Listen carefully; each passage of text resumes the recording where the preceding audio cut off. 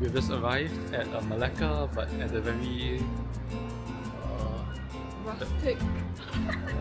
we arrived at the bus stop. We're gonna get some Nyonya food now. I'm very hungry.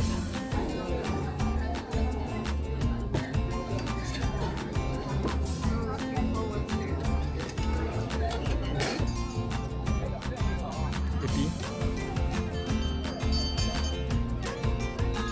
So we're gonna go in and take a look. It opens from Friday to Sunday, 5:30 to 8:30 p.m. So I asked the security guard what's in it, and he said, "I don't know. You go in and see." So we're gonna go in and check it out. Yes.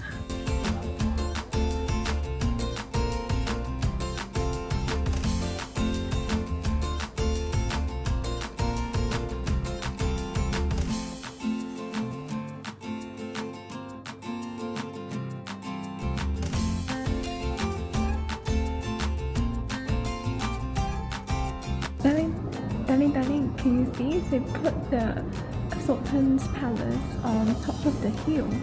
I wonder if this was the inspiration behind why, when the first came to Singapore, he was so insisting on putting the governor's house on the hill.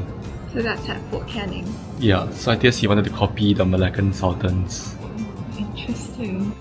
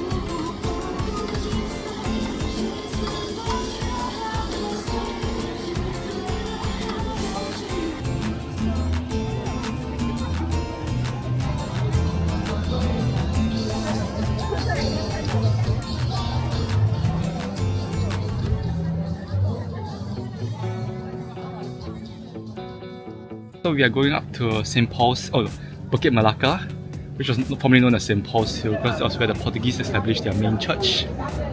And you can still see the old remnants of the fort. So actually one of the oldest churches in Malacca that was built but now in ruins. And the British afterwards built a lighthouse there, which is the white structure you see. And it's by William Farquhar, so if you know his Singapore history, you know he's quite an important figure there as well. Okay, explain to me more about William Farquhar. So he was basically Raffles' right-hand man, and he helped to solve a lot of the early problems in Singapore town. But it was quite contrary to what Raffles intended, so he ended up getting fired. Oh my gosh. So now we are atop the Melaka Hill, Bukit Melaka. And behind us, as you can see, is the famous St. Paul's Church and the new British lighthouse built atop the hill. And I think fun fact, and this is where one church is established by St. Francis Xavier. And he's a very important missionary to Asia. So yeah, he visited, was famous for visiting Goa, Malacca and Macau, which are the three small Portuguese colonies that he established churches and Christianity in. So from the hill you can see the Melaka River. This is like one of basically the key river that brought life into this city, and where the trade happened as well. And Kopi, what's the interesting story about St. Francis statue? I'm not sure. I think I need to double check, because anecdotally they say the statue of St. Francis, his hand got chopped off because of the lightning, and it's said his hand is preserved as part of the relic in India. So this is like the old St. Paul's Church. See, it's a historical church, and you can actually see it's a bit of like a very traditional Portuguese style architecture. So it's very typical, the nave, and that's the ambulatory, where the Eucharist and the tabernacle be held. And then you look around, it's all the simple domed windows. and very traditional stone construction, masonry, and very typical of Portuguese structures you can see up there. There's a circular window above the main window, so historically that would be stained glass inside those windows. Nothing like coming through into the main nave, as you can see. So here will be where the sanctuary and the tabernacle is inside the church. As you can see, it's still kept its old plaster and to the right would have been the sacristy where the priest and the altar boys will be praying for the mass. And here lies the temporary burial location of St. Francis Xavier before his body was moved to India afterwards. And it's now just a minor pilgrimage site.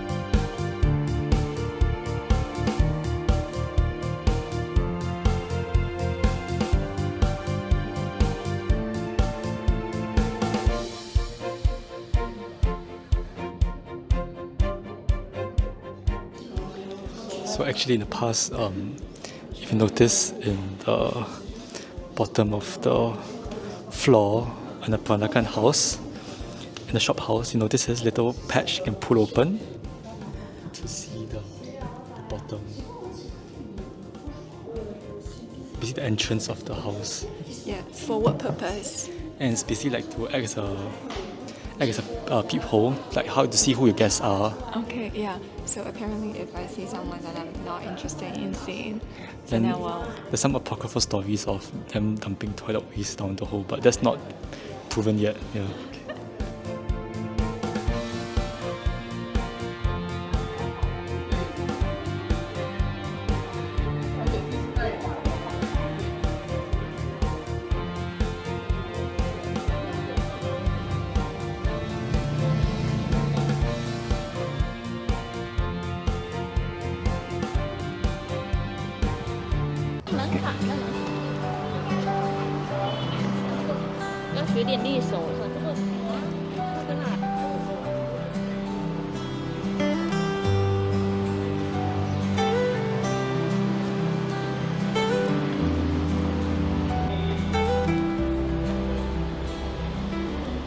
Okay, so apparently locals wanted to expel the foreigners, and then they put poison in the water.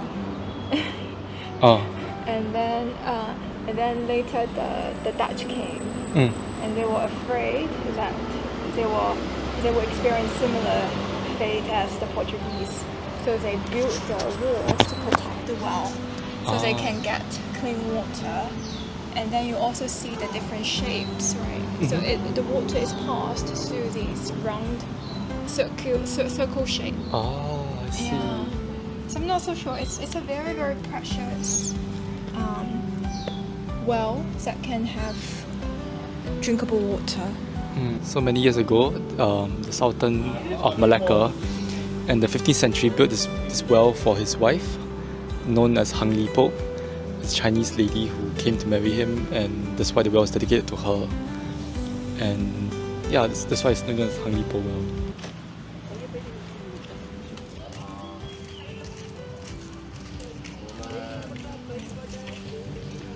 So if you're wondering why, there's many the Hang Li Po well, the monument for the anti-Japanese war, and this historic temple here is all located at the foot of this hill. This is Bukit, Cina, where the earliest Chinese immigrants were buried, and since then, and since the planting of the well as well, dedicated to the Chinese princess. This area has been a very significant area for Chinese immigrants in Malacca. So we are here at Encore, Melaka, and we just watched this fantastic show about the history of Malacca. It was beautifully produced, wonderful to see the variety of faces among the performers, and that really manifests the blending of cultures in Malacca. Darling, how do you like the show? Quite cool.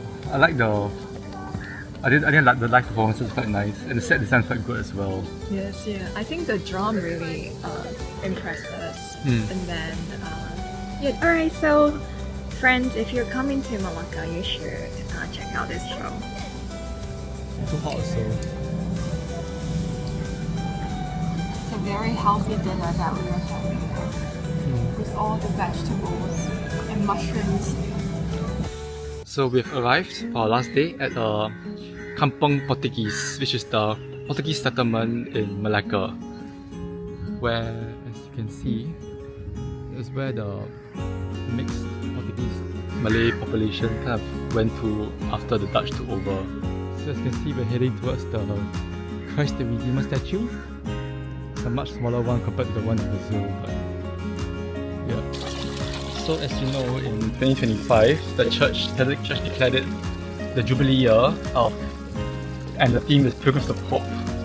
So you see this little fountain? It's apparently donated in honor of this Jubilee year. Okay, so we are on our way back home and on this very comfortable KLL. KKKL. Yeah. Okay. A long night's sleep on the way back. I don't think I will sleep. Please sleep. Okay, see you. Bye bye.